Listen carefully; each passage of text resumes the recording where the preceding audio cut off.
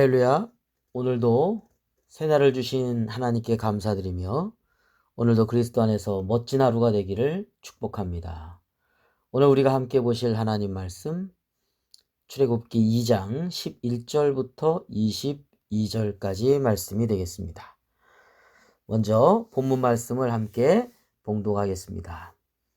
모세가 장성한 후에 한 번은 자기 형제들에게 나가서 그들이 고되게 노동하는 것을 보더니 어떤 애굽 사람이 한 히브리 사람 곧 자기 형제를 치는 것을 본지라. 좌우를 살펴 사람이 없음을 보고 그 애굽 사람을 쳐 죽여 모래 속에 감추니라. 이튿날 다시 나가니 두 히브리 사람이 서로 싸우는지라. 그 잘못한 사람에게 이르되 내가 어찌하여 동포를 치느냐 하매 그가 이르되 누가 너를 우리를 다스리는 자와 재판관으로 삼았느냐.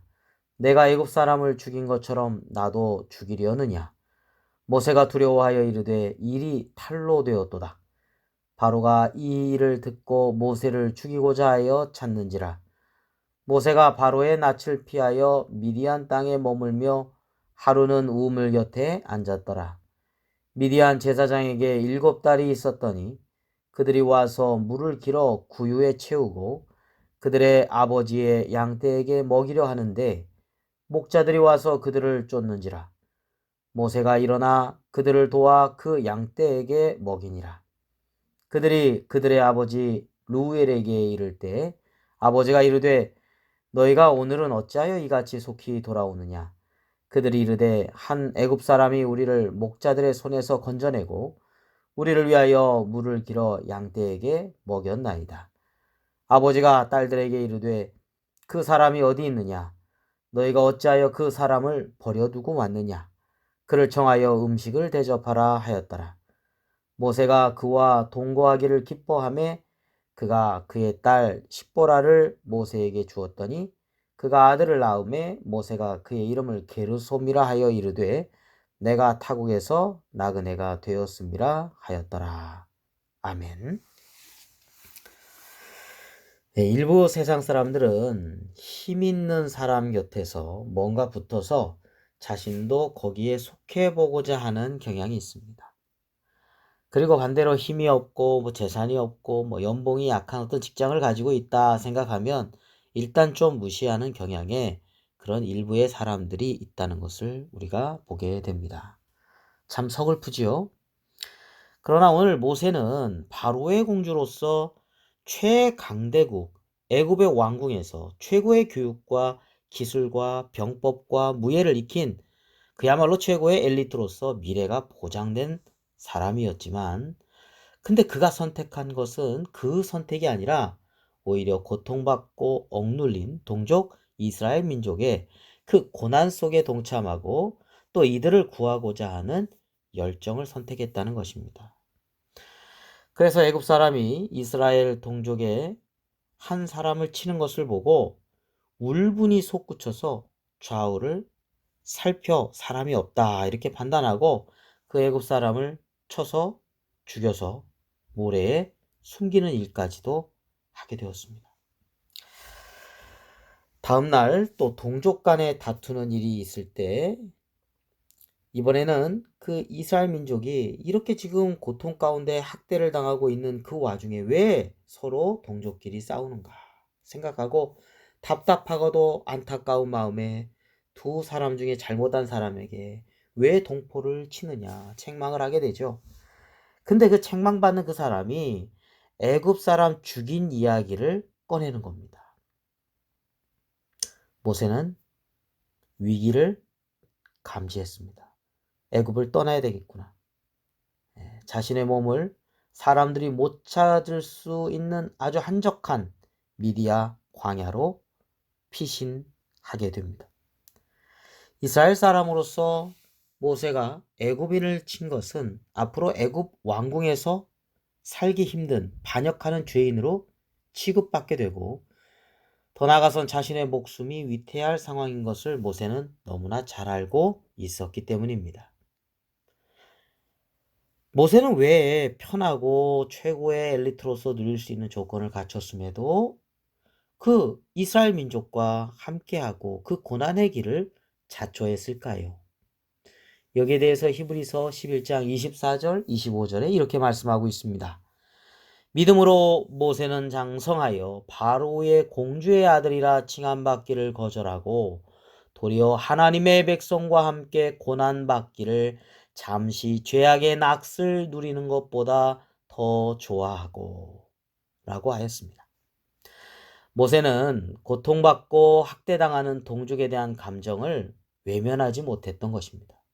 오히려 하나님의 백성 이스라엘 민족과 함께 고난받는 것이 왕국에서 죄악과 향락의 그런 모든 것들을 누리는 것보다 낫다라고 믿었던 것입니다. 다시 본문으로 돌아가 봅니다. 미디안 광야에 이르렀을 때 또 마찬가지로 이 모세는 이 고통받는 사람, 또 억울한 상황에 처한 사람들 그냥 지나치지 못하는 그 모습이 그대로 이 광야 생활 가운데서도 나타나게 됩니다. 이 대표적인 사건, 미디안의 제사장 루엘에게 7명의 딸이 있었습니다. 근데 물을 이제 구유에 담고, 말 밥통이죠. 거기에 담고 또 아버지의 양떼에 이제 물을 먹이려고 하는데 그 지역에 이제 목자들이 쫓겨내는 거예요. 횡패를 부리는 거죠.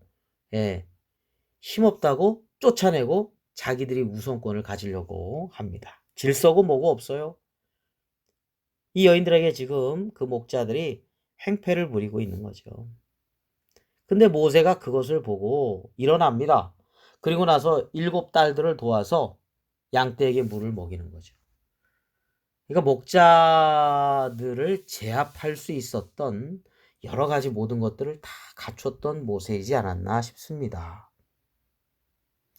자, 모세가 이제 그렇게 한 이야기를 딸들이 집에 가서 아버지 루엘에게 이야기를 하자 모세를 초청해서 음식을 대접하라고 하는 겁니다. 자, 모세가 그곳에서 머물게 되면서 함께하는 것을 너무나 기뻐하자 르웰은 자신의 딸 시보라와 결혼하게 하지요.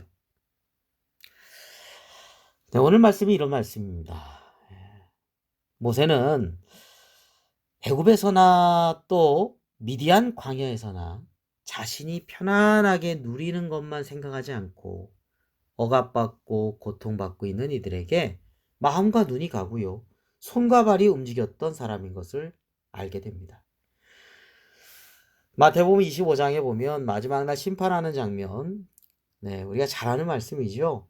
지극히 작은 자 하나에게 한 것이고 주님께 한 것이다.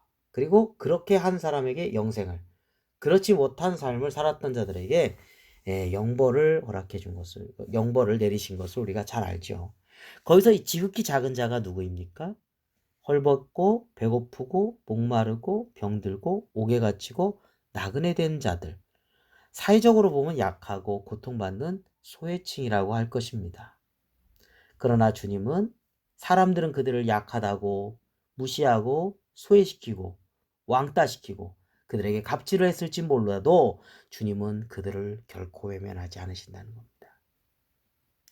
주님의 마음을 품고 있었던 이 모세를 주님은 잘 알고 계셨고 미디안 광야에서 잘 또 훈련시키셔서 이제 하나님의 때에 이르렀을 때 고통받고 있는, 억압받고 있는 이스라엘 민족의 구원을 위해서 사용하셨던 것을 우리는 잘 알고 있습니다. 오늘날 사회도 마찬가지입니다. 전 세계적으로도 그렇고요. 고통받고 억울하고 학대당하는 이들이 신음하고 있습니다. 우리나라는 괜찮지.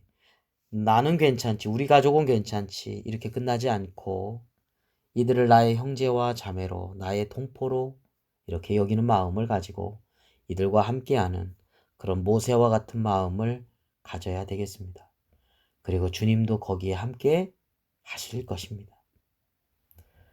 우리는 지금 어느 편에 서 있습니까? 주님과 함께 서 있는 우리의 삶이 되시기를 주님의 이름으로 축원합니다. 기도하겠습니다. 하나님 아버지, 많은 사람들은 힘 있는 사람, 권력 있는 사람, 명예 있는 사람, 돈 있는 사람, 이들에게 어떻게든지 간에 뭔가 연주를 다루려고 하고 애를 쓰는 사람들이 있습니다. 하나님, 그러나 하나님의 사람 모세가 오늘 우리에게 보여준 모범은 그렇지가 않았던 것을 보게 됩니다. 힘없고 정말 물질도 없고 여러 가지 어려움 가운데 소외되고 고통받는 이들을 외면하지 않고 그들과 함께 고난의 길을 걸었던 모세를 주님은 사용하시고 그를 통해서 하나님의 구원의 역사에 귀하게 쓰임받게 하신 것을 보게 됩니다. 주님, 우리의 마음과 눈이 그곳에 있게 하여 주시옵시고 우리의 손과 발이 고난받고 힘없고 억눌려 있는 이들을 위해서 함께하는 손과 발이 되게 하여 주시옵소서. 하나님, 오늘 하루도 주께 맡깁니다. 오늘 하루의 삶이 하나님을 기쁘시게 하는 삶이 될 수 있도록 인도해 주시고 죄악의 유혹에 이끌려서 살아가는 헛된 세월이 되지 않게 하여 주시고 하나님이 기뻐하시는 일들을 감당함으로 잘했다 칭찬받는 우리의 삶이 될 수 있도록 인도하여 주시옵소서. 예수 그리스도의 이름으로 기도드립니다. 아멘.